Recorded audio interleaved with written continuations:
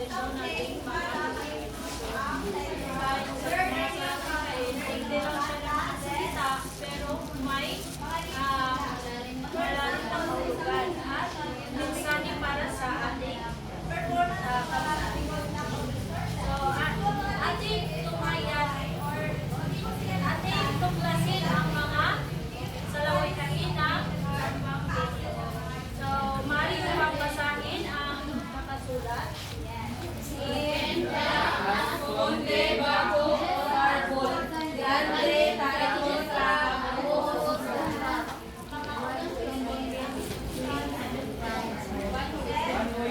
One who is under a big tree finds more shade. Sino ba, sino ba dito ang pwede share ng kanyang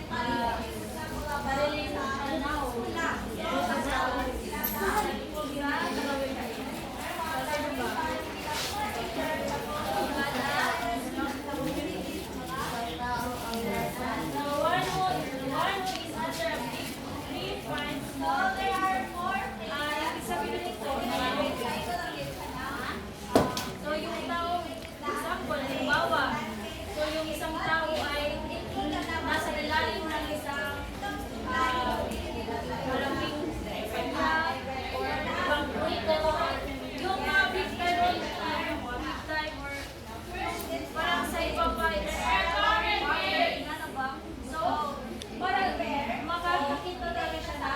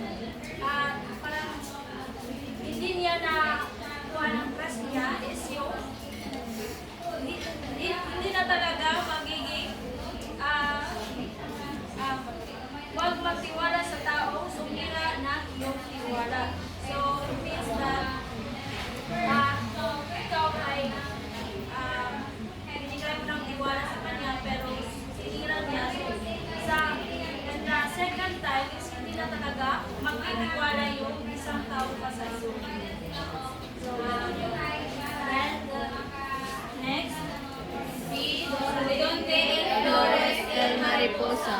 Where there are flowers, there the butterflies sing. So, ang ibig sabihin nito, kung saan merong bulaklak, merong mga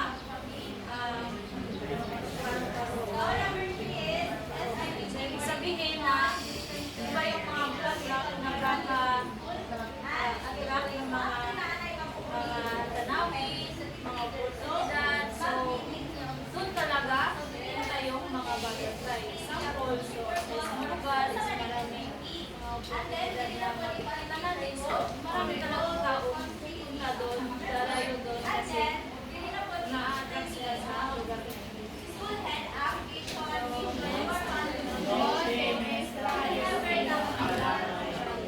Fear not death, but tribulation. So, ito yung dapat natin tandaan na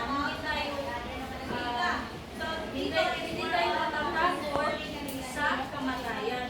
Sa mga kahinatan ng ating mga aksyon. Kasi ang kamatayan is parang in one isang oras o isang segundo mo lang yan mararamdaman. Pero yung ating mga kahinatan ng ating mga gawin or action is in whole time or hindi ka pa namatay pero parang namatay ka na. So, gano'n yun ay sabihin ng ganito. And it's magbasa ka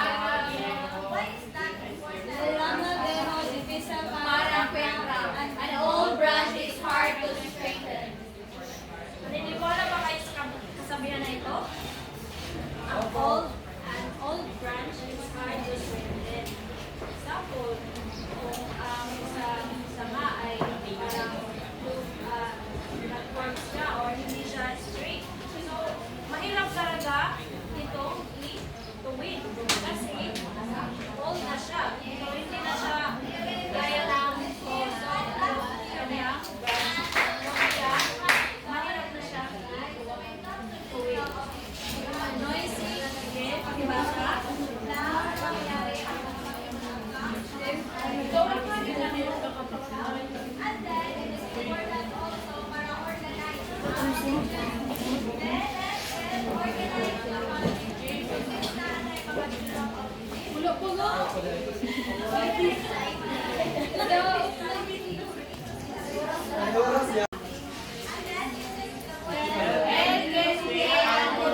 A noisy person is awkward. So, sino ba ang naka-experience na ganitong tao na pero sinabi ko kayo na word daw. Ha? Ano ba? Naka-experience? Sige, Shaira. Okay. Ano yung masasabi dito sa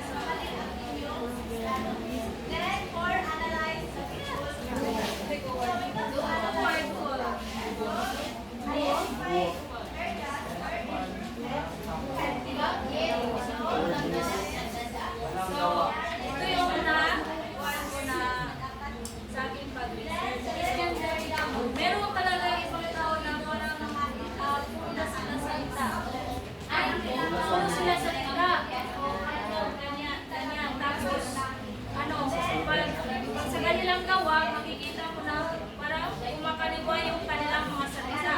Kaya diba, makikita na nag-ano ang kanilang busis, parang liver, pag ng laban, or ano pa yun? Mag-away na, diba? Mudagan.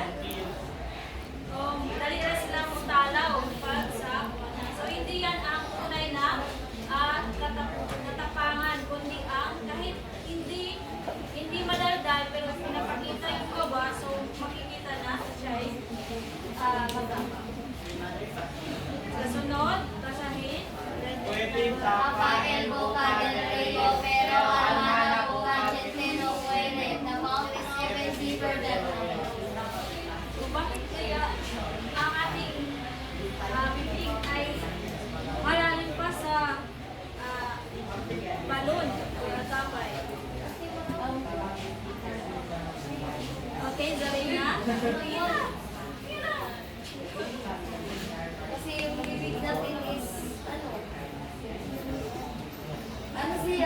Huwag ka lang dagan pero balik na marami pang masabi, ganyan. Tapos yung well is meron ng limit. Tapos yung ano natin, buwan na natin syempre, ano, parang free sa impact.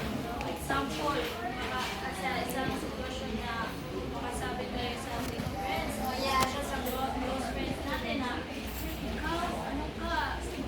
Example, get lang. Ay mga masakit na mga salita dito na tatanim talaga sa ating damdamin. Ganon. Tapos, hindi natin nalilimutan na ano talaga natin, yung nadama talaga natin yung kanyang sinabi. Kaya ganon. Then, pakibasa. Meron po nila para only the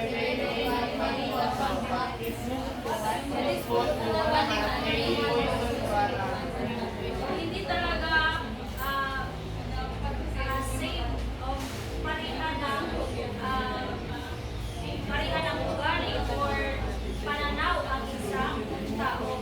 Merong iba na pagsilabihan mo is good to them, but sa iba is parang mali, parang hindi angkop sa kanila yung sinabi mo or parihan. Okay, pakibasa.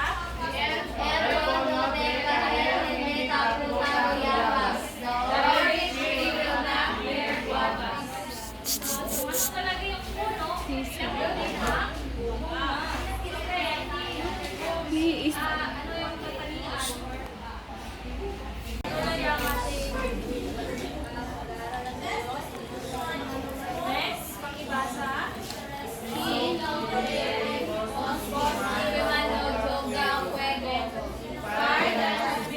extinguished can easily be ignited again. So, sa iyong naranasan, apoy ay nawala o napatay, madali lang ba siyang ikatay? Yan ang big sinood ba? Yes. Isa lang pag ano lang ka ng apoy, is talagang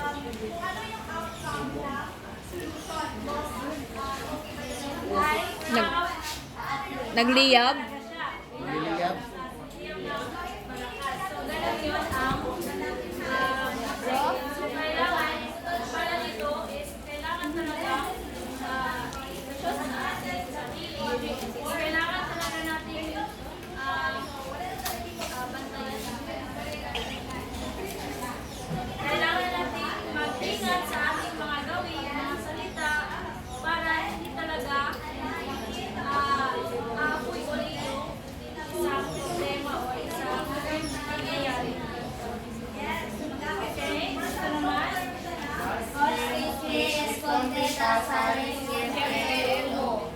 Even if you hide the fire, The smoke will still come out. Talaga. Hindi talaga kasi magkakapon sa isang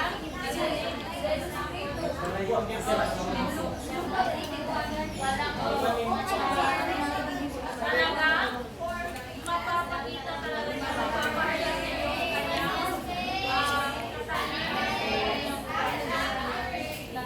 sa ibang tao. Okay? they don't care pero give the finger and they'll ask for the whole arm. Bakit kaya give the finger? So ano yung ibig sabihin ng bakit kaya literal way? Bakit kaya atin ibigay yung ating Give the finger. So, nagpapakita talaga ng may ano sa atin ng isang tao. Pagtulong. Parang negative feedback. Ay, okay, tinawag ka. Ay, Gamay na nila tabang, pero dako ang ihatag balik sa lahat. dili lang kaya.